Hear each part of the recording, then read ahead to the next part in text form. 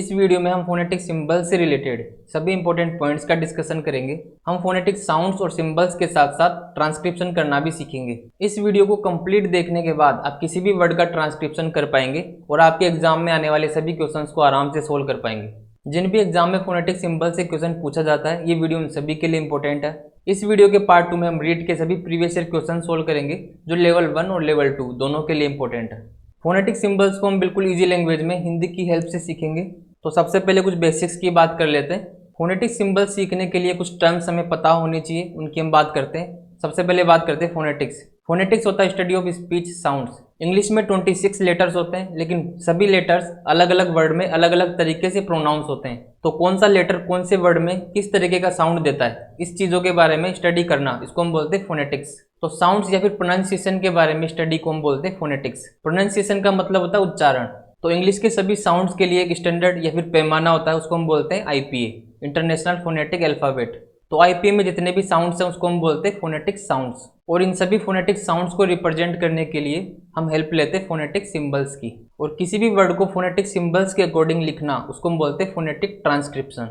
तो यहाँ से हमने सीखा फोनेटिक्स क्या होता है, फोनेटिक ट्रांसक्रिप्शन क्या होता है, फोनेटिक सिंबल क्या होते हैं और फोनेटिक साउंड्स क्या होते हैं। इसके अलावा हमने आईपीए की फुल फॉर्म भी देखी। अब हम फोनेटिक सिंबल्स और ट्रांसक्रिप्शन के कुछ एग्जांपल्स देखते हैं। उसके बाद हम फोनेटिक सिंबल्स की डिटेल से बात करेंगे। जैसे हम फर्स्ट एग्जांपल की बात करते हैं, स्कूल।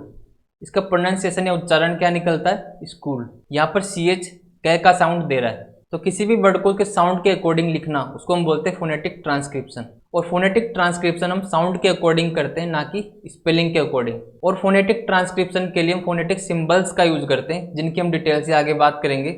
इसके अलावा किसी भी वर्ड का फोनेटिक ट्रांसक्रिप्शन करने के बाद उसको डबल स्लैश में हम बंद करते हैं।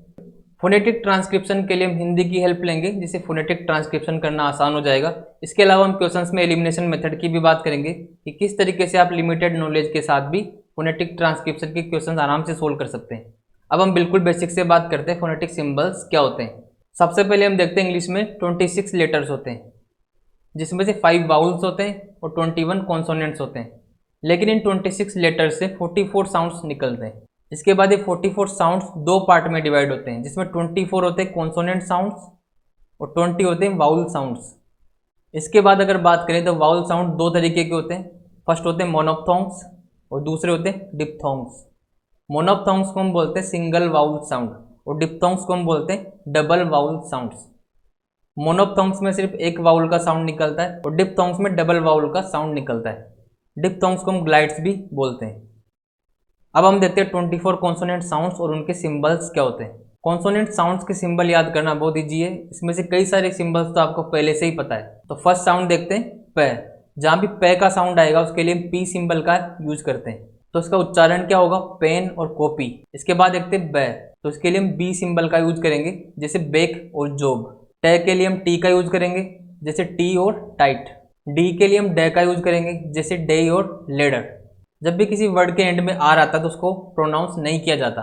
तो ये सब चीज़ों के बारे में हम डिटेल से भी बात करेंगे, एग्जाम्पल्स में भी देखेंगे और प्रीवियस ईयर क्वेश्चंस में भी इनकी हम बात करेंगे। तो यहाँ पर ध्यान रखना है कि डे का साउंड डी से रिप्रेजेंट होता है और क का साउंड के से रिप्रेजेंट होता है, जैसे की और स्कूल।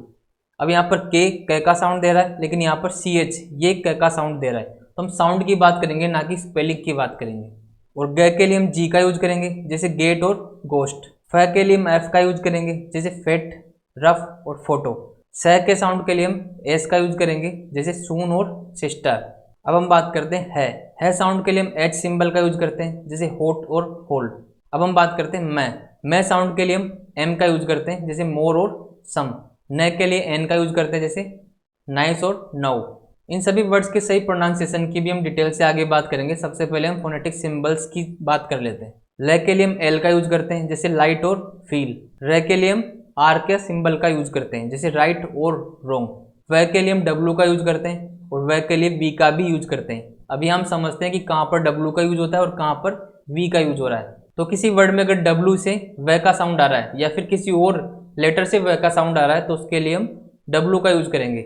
लेकिन अगर किसी वर्ड में वी से व का साउंड आ रहा है, तो उसके लिए हम वी सिंबल का यूज करेंगे। तो इंपॉर्टेंट पॉइंट है, आपको इस पर थोड़ा सा फोकस करना है, जैसे वेट, वन, वेन और क्वीन। इसके अलावा व्यू, हैवी और मूव। तो अब तक जितने भी कॉन्सोनेंट साउंड्स हमने देखे थे वो सभी आपको लगभग पता है। अब थोड़े से डिफरेंट कॉन्सोनेंट साउंड्स भी है, उनकी हम बात करते हैं। इनको अगर आप 1-2 बार देखेंगे तो आपको आराम से याद हो जाएंगे। जैसे किसी वर्ड में अगर च का साउंड आ रहा है तो उसके लिए हम इस सिंबल का यूज करते हैं, जैसे मैच और नेचर। अब हम जय की बात करते हैं। जय का साउंड 3 तरीकों से हम प्रोनाउंस करते हैं, जैसे सिंपल जय, इसके अलावा जय, थोड़ा जोर देके बोलते हैं जय, इसके अलावा सज। सज एक साउंड होता है जिसमें जय थोड़ा सा साइलेंट रहता है और स पे थोड़ा जोर देके हम बोलते हैं, जैसे प्लेजर और विजन। तो इन तीनों की हम डिटेल से बात करते हैं। सबसे पहले देखते हैं जय साउंड। तो अगर किसी वर्ड में जे, जी या फिर कोई अदर वर्ड जय का साउंड दे रहा है तो उसके लिए हम इस सिंबल का यूज करेंगे। इसके अलावा किसी वर्ड में अगर जेड से या फिर एस से जय का साउंड आता है तो उसके लिए हम जेड सिंबल का यूज करेंगे। इसके अलावा एक तीसरा जय और होता है जिसमें स थोड़ा सा मिक्स होता है, इसको बोलने के लिए हम स पर थोड़ा सा स्ट्रेस देते हैं, जैसे प्लेजर, विजन।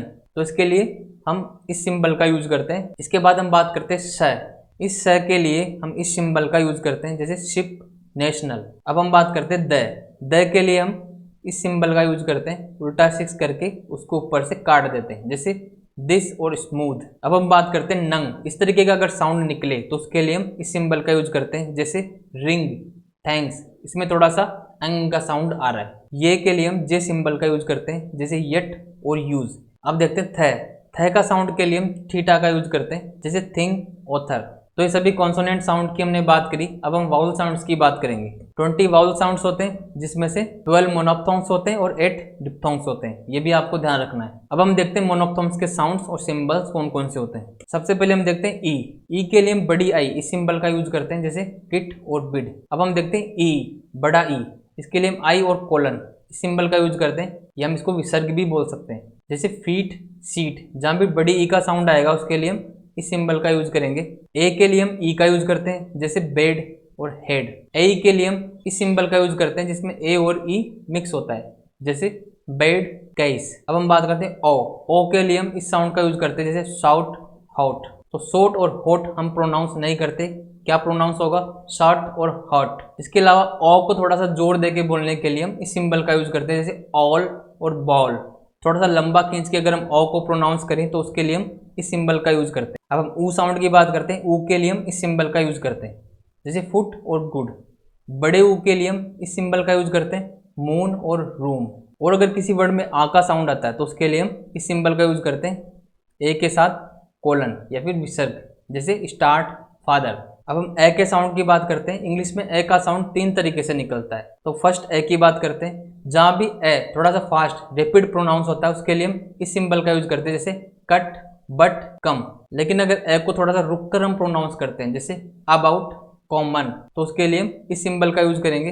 इसके साथ ही आपको ये भी ध्यान रखना है, किसी वर्ड का प्रीफिक्स अगर ए है, प्रीफिक्स मतलब उपसर्ग अगर ए है तो उसमें ये वाला ए का साउंड निकलेगा। इसके अलावा तीसरा ए एक और होता है जिसमें रे भी मिक्स होता है। इसमें रे को पूरे तरीके से प्रोनाउंस नहीं किया जाता, लेकिन थोड़ा सा लगता है कि रे का साउंड आ रहा है, जैसे शर्ट, वर्ड। इसमें रे प्रोनाउंस नहीं होता, लेकिन जहाँ भी आई आर, ओ आर और ई आर वर्ड के बीच में आके और अर का साउंड दे, वहां पर हम इस सिंबल का यूज करते हैं। अब हम डिप्थोंग्स की बात करते हैं। मोनोप्थोंग्स में सिंगल वाउल साउंड निकलता है, लेकिन डिप्थोंग्स में डबल वाउल साउंड होते हैं। दो वाउल साउंड मिक्स होके जो साउंड बनाते हैं उसको हम बोलते हैं डिप्थोंग्स। तो टोटल 8 डिप्थोंग्स होते हैं, जैसे ए ई, इस साउंड के लिए हम इस सिंबल का यूज करते हैं, जैसे फेस, डे। आई के लिए हम इस सिंबल का यूज करते हैं, जैसे हाई, बाई। ओई, ओई के लिए ये वाला सिंबल यूज होता है, जैसे चॉइस, बॉय। इसके अलावा औ साउंड के लिए इस सिंबल का यूज होता है, जैसे गाउट, सौ। आउ के लिए ये वाला सिंबल यूज होता है, माउथ, नाउ। और अगर किसी वर्ड में ई ए दोनों का साउंड मिक्स आए तो उसके लिए हम ये वाला सिंबल यूज करते हैं, जैसे नियर और ईयर। अब कई सारे वर्ड्स में कुछ कुछ लेटर साइलेंट होते हैं, उनका साउंड नहीं निकलता, उनकी भी हम बात करेंगे प्रीवियस ईयर क्वेश्चंस के साथ। इसके अलावा ए ये वाला साउंड अगर आता है तो उसके लिए ई ए ये वाला सिंबल हम यूज करते हैं। इसके अलावा ऊ ए, इसके लिए हम ये वाला सिंबल यूज करेंगे। ए जैसे चेयर, फेयर।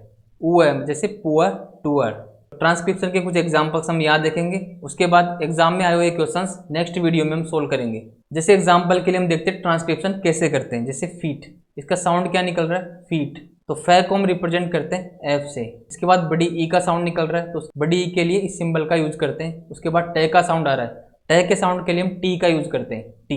इसके बाद दोनों तरफ हम स्लेश लगाते हैं। ये फोनेटिक्स ट्रांसक्रिप्शन करने का तरीका होता है। अब हम देखते हैं पुट। तो सबसे पहले पी का साउंड आ रहा है, उसके बाद छोटा ऊ का साउंड आ रहा है, तो ऊ का सिंबल होता है ये वाला।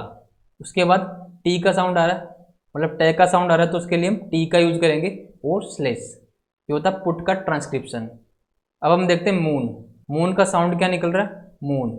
सबसे पहले एम का साउंड आ रहा है, उसके बाद बड़े ऊ का साउंड आ रहा है, तो उसके लिए हम इस सिंबल का यूज करेंगे। उसके बाद न का साउंड आ रहा है, तो उसके लिए हम एन का यूज करते हैं, मून। अब हम देखते हैं क्लाउड। इसका साउंड निकल रहा है क्लाउड।